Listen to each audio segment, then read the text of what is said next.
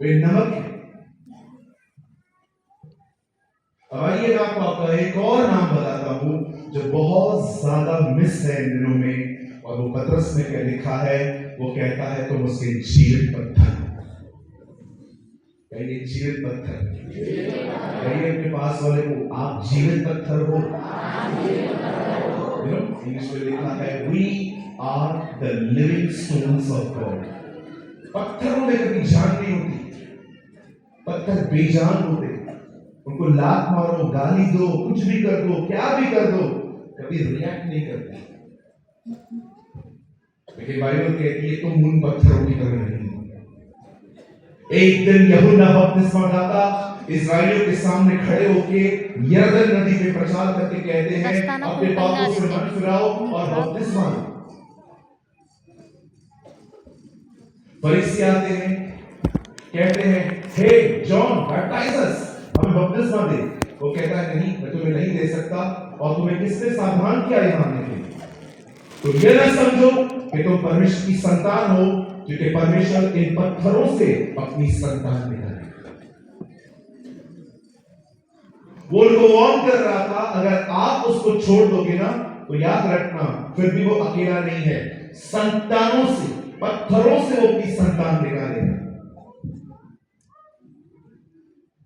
आज देखिए उन लोगों ने छोड़ दिया, परमेश्वर ने हम जैसे पत्थरों को चुना और पत्थरों में जान डाली है। उसे उन पत्थरों में पवित्र आत्मा डाला है। इसलिए यीशु ने कहा तुम चुप रहोगे, पत्थर चिल्लाएंगे। और आज पत्थर चिल्ला रहे हैं, आज पत्थर चिल्ला रहे हैं, आज पत्थर आराधना कर रहे हैं। आप जानते हो बाइबल के अंदर बहुत जिक्र है पत्थरों का, वेरी वेरी मच। बाइबल के अंदर पहली बार पत्थर का जिक्र आया उत्पत्ति की किताब में। लिखा है परमेश्वर ने, उत्पत्ति में लिखा है कि परमेश्वर ने एक नदी बनाई और उस नदी के 4 हिस्से निकाले और एक हिस्से का नाम था हवीला। और बाइबल कहती है उस नदी में सुलेमानी पत्थर निकलते थे। अगर आप बाइबल को और आगे जाके पढ़ेंगे तो आपको पता चलेगा कि लिखा है वहां पर कि याकूब ने एक दिन एक पत्थर को तकिए की तरह इस्तेमाल किया रात को, और वो उसमें सो गए। अगर आप और आगे बढ़ेंगे तो आपको पता चलेगा कि कैसे 10 आज्ञाएं जो थी वो पत्थर पर लिखी गई। आप और आगे बढ़िए, आपको पता चलेगा जब यहोशू कनान जा रहा था और यरदन नदी बीच में आई तो उसने वहां से 12 पत्थर निकाले और उनको याद के तौर पर रखा। आइए मैं आपको और आगे ले जाता हूं। शमूएल के टाइम पे इस्राएली जब लड़ने के लिए गए और वो जीत गए और वहां पर एक बड़ा पत्थर रखा गया और लिखा है वहां पर ये कहा गया यहोवा एबनेजर। कितना जिक्र है ना बाइबल में पत्थरों। परमेश्वर का वचन कहता है दानियल के समय में एक हाथ दीवार से बाहर आता है पत्थर से और कुछ लिखकर मने मने तके तके वो लिख के अंदर चला गया। इवन अगर आप नया नियम पढ़ें तो यीशु मसीह को शैतान कहता है पत्थर को रोटी बना। क्या चल रहा है? पत्थर पत्थर पत्थर। इवन पतरस को यीशु कहता है मैं तुझे पतरस, मैं तुझे पत्थर कहता हूं। पतरस का मतलब है चट्टान। और यहां पर पतरस अपनी किताब में कहता है तुम उसके जीवित पत्थर। मैंने आपको बहुत सारे पत्थरों का जिक्र किया, लेकिन मैंने एक छोड़ दिया और उसी के ऊपर पूरी सभा है। और वो पत्थर है, वो पत्थर जिसको लेकर दाऊद ने गोलियत को मारा था।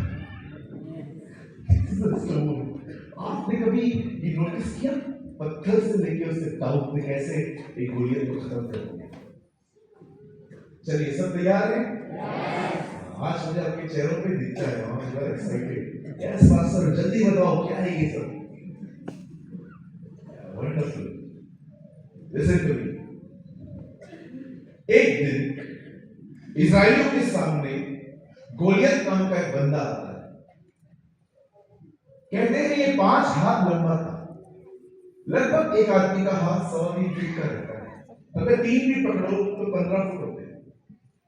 15 फीट का आदमी, मैं 6, लगभग 6। आप सोचो 15 मतलब कैसा होगा? बुर्ज खलीफा कितना लंबा होगा। मैं सोचता हूं एक भी बंदा लड़ने नहीं गया, कुछ तो होगा ना, कुछ तो दिखता होगा। 100% उसकी पर्सनालिटी बहुत ब्रॉड थी। रोज आता था इसी तरह, लंबा है तो ऐसे ही चलता होगा। और रोज आके कहता था, हे इस्राएलियों आओ लड़ने। कभी हो गया कोई आता क्यों नहीं? आ जाओ, किसी को भेजो, कोई तो मुझे हरा दे। जो मुझे हराएगा मैं और मेरे लोग उसके गुलाम बन जाएंगे। और सब लोग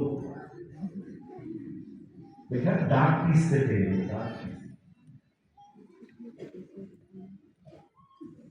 लिखा 40 दिन 40 रात तक वो रोज आता रहा, निकलता था, धमकी देता था, अंदर चला जाता था। और शाऊल राजा, उसने कभी हिम्मत नहीं की लड़ने की। जानते हो लोग लड़ना क्यों बंद कर देते? क्योंकि वो मन में हार जाते। वो एक हारी हुई सोच में जिंदगी जीते। और बहुत सारे लोग देखिए चर्च में बैठे रहेंगे और आप प्रचार कर रहे हो और ये हालेलुया हालेलुया। अभी थोड़ा सीधा हो गया, अभी एल से आई में है। Some people आप देखो आराधना भी करेंगे। अभी वो बहन शिवानी आराधना कर रही थी, समझो नीले आसमां के पार जाएंगे, और ये बता खड़ा मैंने मां का कसम खाया है मैं आराधना नहीं करूंगा। और उसके बाद बहन बोली आइए आराधना करें। अब आपने हाथ नीचे करें, आइए आराधना करें। और आराधना करें। अभी कष्ट करना चालू किया इसने। मुंह पता नहीं कब, अरे इन लोगों को देखो घर के अंदर खाली खाना लेकर दिखता नहीं, क्या पागल है, क्या ये क्या वो क्या, चर्च में अपने मुंह बंद। यीशु ने कहा तुम पहाड़ से कहोगे उखड़ो और समुद्र में जाओ, पहाड़ तुम्हारी बात मान लेगा। क्यों मानेगा भाई? क्यों मानेगा? क्योंकि आपने उसको बोला है ना।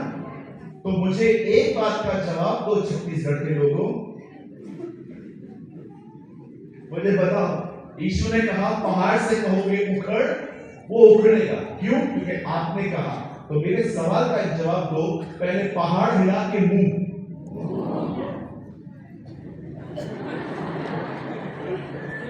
जिसका मुंह नहीं हिलेगा उसका पहाड़ भी नहीं हिलेगा।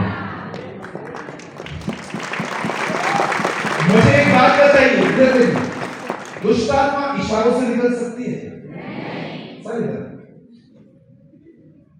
कल्पना करिए कि इसके अंदर सेना है, खड़े हो जाए, इसके अंदर दुष्ट आत्मा है, ठीक है? अब मैं इसको निकाल रहा हूं।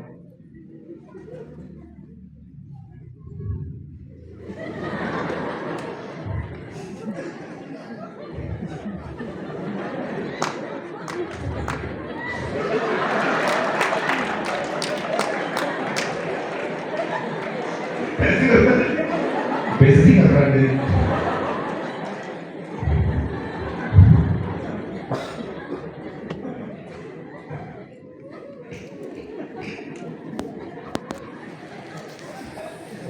मैं उसको बोलता हूं ऐसे होता है,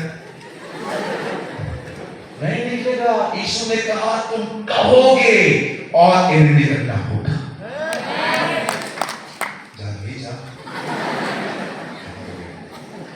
कई पास वाले को तेरे शब्दों में ताकत है। बहुत सारे जो लोग हैं ना, घर पे बड़बड़ चलती रहती है, कलीसिया में आके चुप है।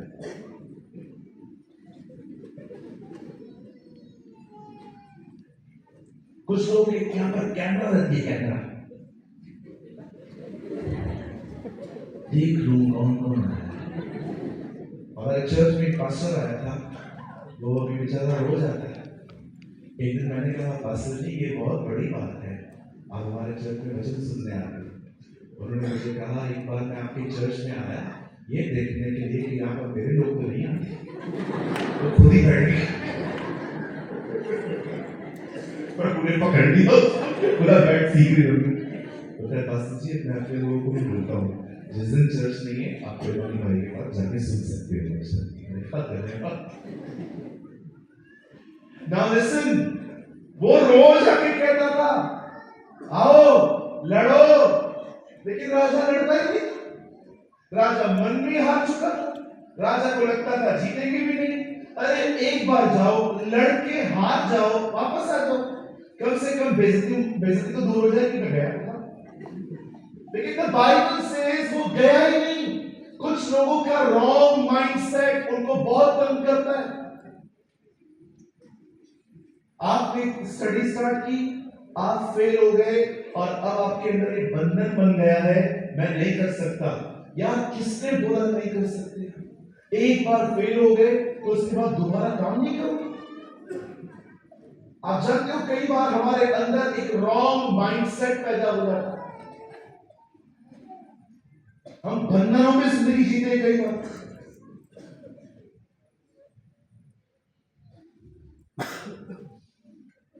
और एक दिन दाऊद आता है, दाऊद की सेम सीन देखता है।